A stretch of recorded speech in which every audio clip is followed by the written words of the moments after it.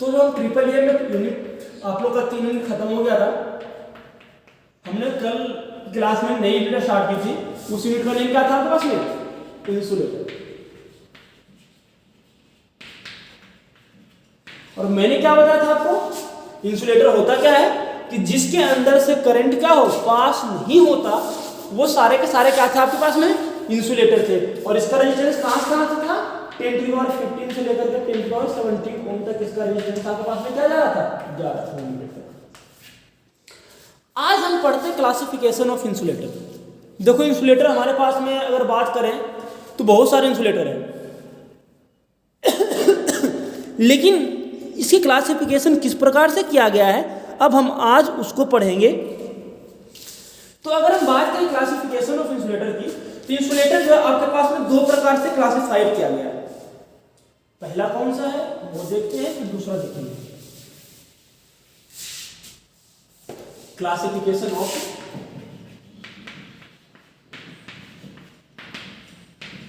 Insulator.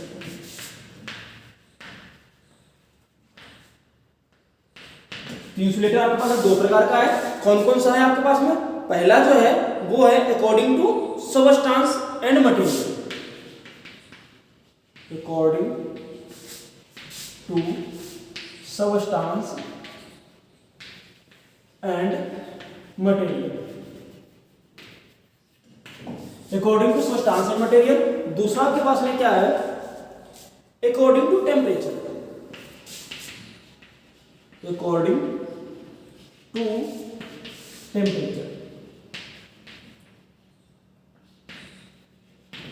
2 प्रकार में बांटा गया। कौन सा? According to substance and material. दूसरा आपके पास में क्या है?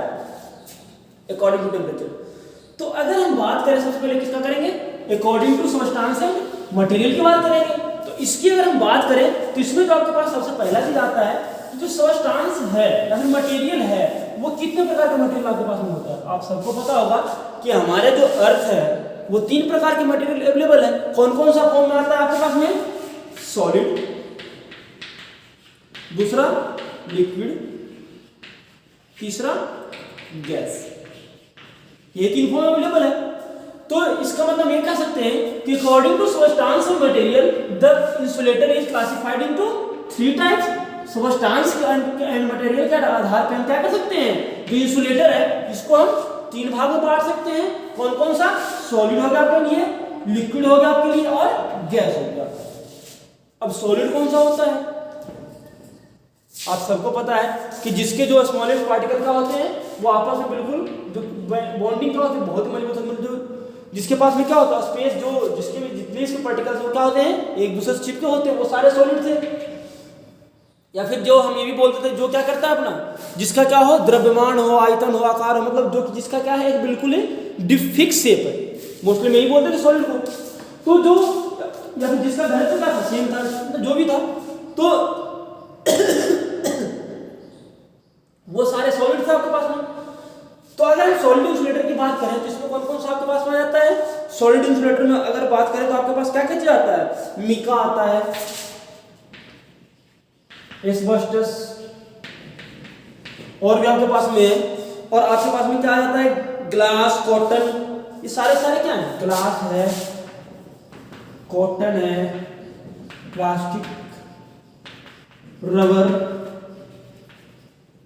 लकड़ी, ये सारे के सारे क्या हैं? ये सारे के सारे आपके पास में सॉलिड इंसुलेटर है। मतलब ये क्या करेगा? बिल्कुल सॉलिड फॉर्म में आपके पास में पाया जाता है। ये सारे के सारे सॉलिड इंसुलेटर है। दूसरा आपके पास में क्या है? दूसरा आपके पास में लिक्विड। तो लिक्विड में कौन कौन सा है?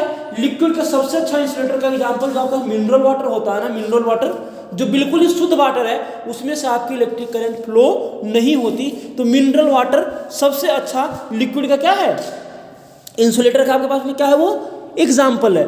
मतलब जो सबसे अच्छा मिनरल वाटर जो एग्जाम्पल अगर हम बोले तो वो कौन सा आपके लिए मिनरल वाटर है। और भी आपके पास में है वो कौन कौन सा है? मिनरल ऑयल बोलते हैं, मिनरल ऑयल।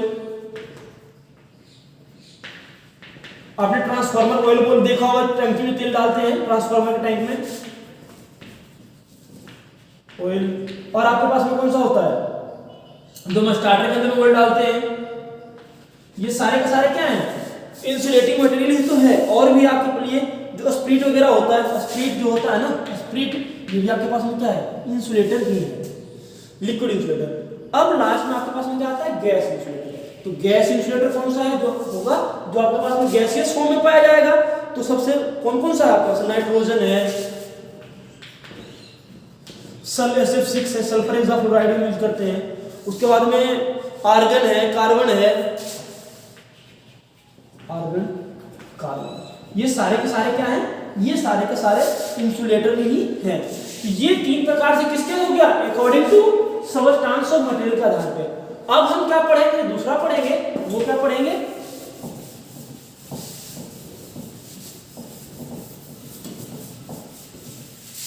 तो दूसरा हम लोग पढ़ेंगे वो क्या है, according to temperature, according to temperature. Temperature के आधार पर हम क्या करते हैं, मटेरियल को क्लासिफाई करके बहुत सारे भागों में क्लासिफाई किया गया है। इसके लिए आपके लिए मैं टेबल बनाता हूँ। ये सीरियल नंबर आपका हो गया, इतना लंबा सीरियल नंबर थोड़ी देंगे, सीरियल नंबर हो गया, ये हो गया क्लास इंसुलेटिंग मटेरियल आपके पास में, एक क्लास हो गया फिर आपके पास में क्लास, फिर इंसुलेटिंग मटेरियल,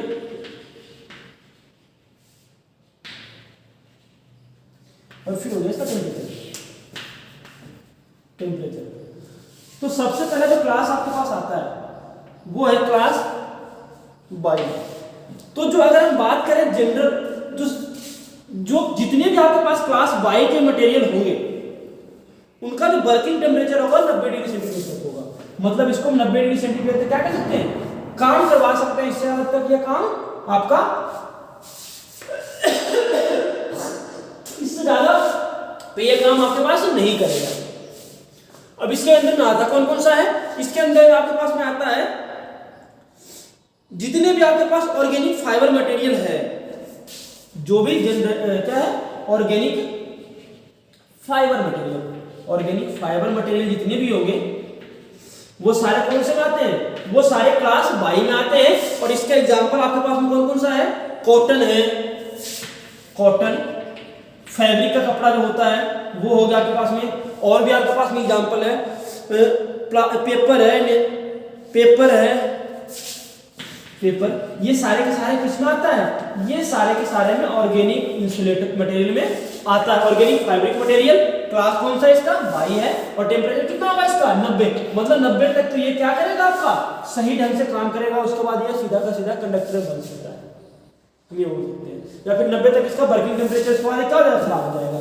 अब दूसरा नंबर, दूसरा जो आपके पास में आता है वो है आपके पास में क्लास ए, क्लास ए।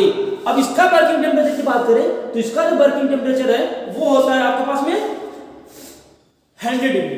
100 डिग्री तक जितने भी आपके पास इंसुलेटिंग मटेरियल वर्क कर रहा है वो सारे सारे किस में आएगा, वो सारा का सारा आपके पास क्लास ए में आएगा। और इसमें कौन से है, इसमें आपके पास क्या था, इसमें फैब्रिक मटेरियल है, उसमें क्या था, ऑर्गेनिक फाइबर था, इसमें फैब्रिक मटेरियल। जितने आपके पास फैब्रिक मटेरियल होंगे वो सारे सारे किस में आते हैं, क्लास ए में आते हैं। और वो कौन कौन से हैं, वो है आपके लिए आपके पास में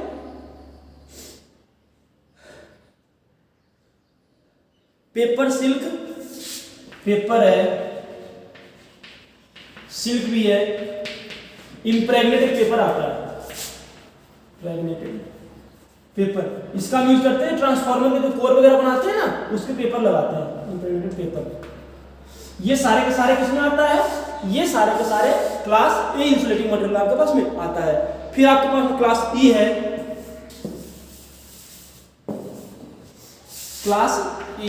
जो क्लास ई है वो आपके लिए क्या है, जिसमें आपके पास में आता है इनामेल्ड वायर इंसुलेशन। इनामेल्ड वायर इंसुलेशन जितने भी आता है, इनामेल्ड